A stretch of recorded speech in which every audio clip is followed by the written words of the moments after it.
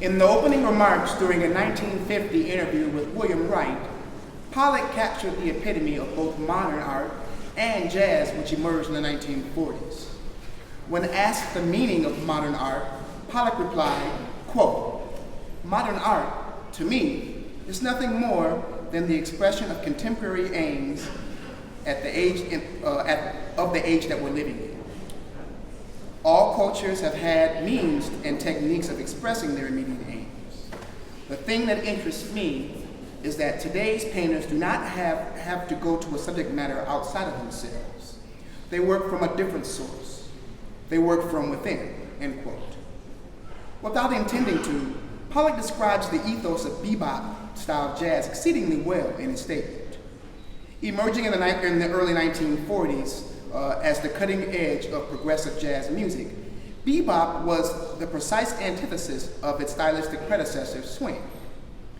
In large part due to the commercialization and commodification of swing music, the younger generation of jazz musicians during World War II looked upon swing-style jazz more so as a means of making a living than music that encouraged and or embraced the challenging of boundaries and the free creative spirit for which jazz was known.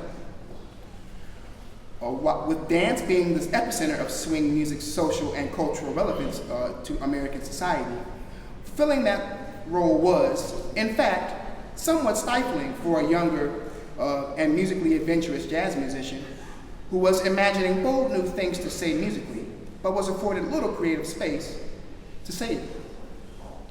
After all, swing music was built upon the concept of group sound and groove, with the personal creative voice of individual players taking a back seat to the greater good of the collective ensemble. In keeping with the community-oriented spirit that permeates American culture through the country's war efforts in World War II, the collaborative spirit of big band swing music aligns perfectly with the overarching spirit of the country that asks for all to, quote unquote, do their part in contributing to the common good. Rightfully so, Pollock's interview statement indicates that times were indeed changing, both culturally and socially, in post-war America, and that contemporary aims began to shift from the collective good of the needs of the individual. This shift is intensified among African Americans who, after a long and involved connection with the war effort, feel particularly disenfranchised by the continuing lack of basic and fundamental civil rights extended to them by mainstream America. This is at the very heart of bebop's starkly defiant nature, and why this type of jazz is the perfect philosophical counterpart to Pollock's mural. Despite the connection that bebop shares with Pollock's work in spirit, evidence suggests that he was not at all a fan of this particular style of jazz.